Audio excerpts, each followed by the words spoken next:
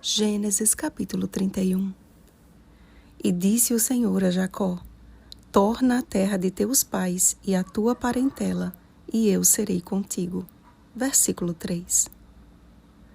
Enciumados pela prosperidade de Jacó, Labão e seus filhos começaram a revelar sua insatisfação.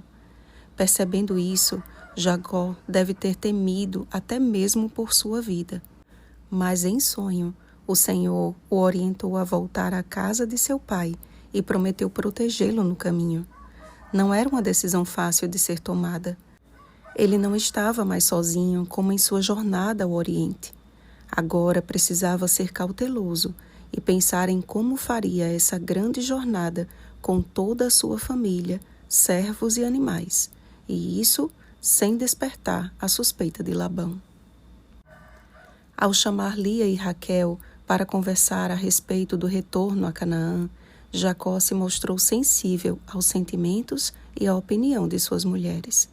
Ele poderia simplesmente ter ordenado que se preparassem para a viagem, mas em respeito ao que elas deixariam para trás, as consultou e revelou tudo o que Deus havia lhe falado em sonho.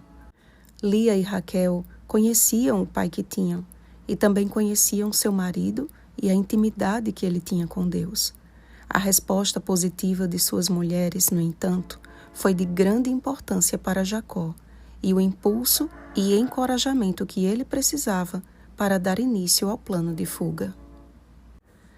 Apesar do discurso emocional de Labão ao alcançar Jacó e sua comitiva após 7 dias de jornada, não fosse o Senhor ter lhe aparecido em sonho, Labão teria agido com violência e tomado de volta tudo o que considerava como sendo seu. O fato de Raquel ter levado consigo os ídolos do lar da casa de seu pai também era o motivo que Labão precisava para acusar a Jacó e ter razão quanto ao que reivindicava. Fato que demonstra o quanto Raquel ainda estava distante do conhecimento do Senhor. E ainda que aqueles ídolos não tenham sido descobertos, eles representavam uma maldição no meio do acampamento. Não sabemos que fim Raquel deu aos ídolos, mas acredito que ela percebeu que não poderia permanecer com eles. A aliança feita entre Jacó e Labão representava um acordo de paz, e aquela coluna era como uma testemunha e uma divisa constante de que ambos não iriam ultrapassar os limites um do outro. Por 2 vezes, Jacó chamou a Deus de o temor de Isaque, uma expressão que revelava não somente o seu respeito e temor ao Senhor, mas também, e eu creio que principalmente, a visão que Jacó tinha da relação de seu pai Isaque com Deus. A referência espiritual que tinha de seu pai ficou gravada em seu coração, e naquele pacto com Labão foi revelada com a firme segurança na assinatura do nome do temor de Isaque, seu pai. A família é uma dádiva de Deus ao homem. Instituída no Éden, tinha por objetivo ser uma escola da verdadeira educação, enchendo o mundo de homens e mulheres felizes no Senhor. Mas com o pecado veio a deturpação da família e o ardente desejo de Satanás de destruí-la. De lá para cá, não tem sido fácil manter uma família inteira em submissão à vontade de Deus. Quantas vezes erramos como pais na instrução de nossos filhos? Quantas vezes erramos em relação ao nosso cônjuge? Quantas vezes erramos como filhos? Quantas vezes erramos como irmãos? E esses erros geram consequências que não têm como não atingir a família inteira.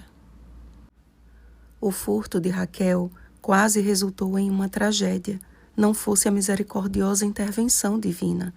E creio que o que aconteceu foi o suficiente para que ela se desse conta disso.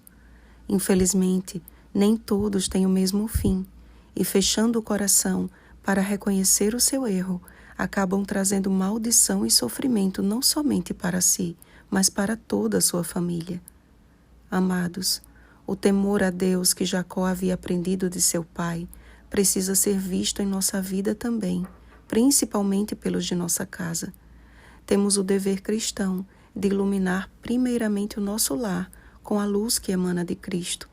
Precisamos permitir Que o Espírito Santo realize a sua boa obra em nossa vida, para que essa obra seja revelada em uma vida de temor e fé em Jesus.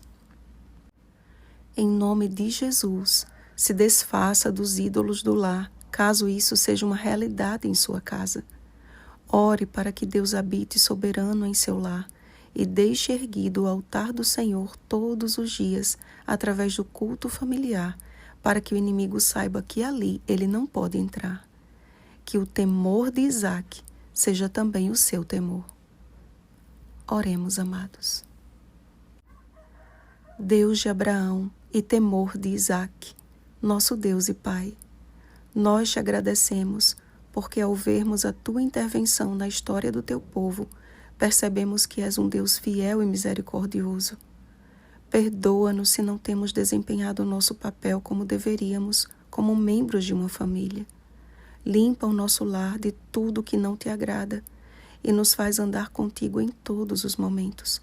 Que a nossa casa seja um lugar de adoração somente a ti, Senhor.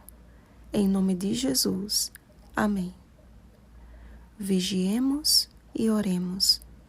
Um feliz sábado, famílias tementes a Deus. Oremos pelo batismo do Espírito Santo. Oremos uns pelos outros. Rosana Garcia Barros.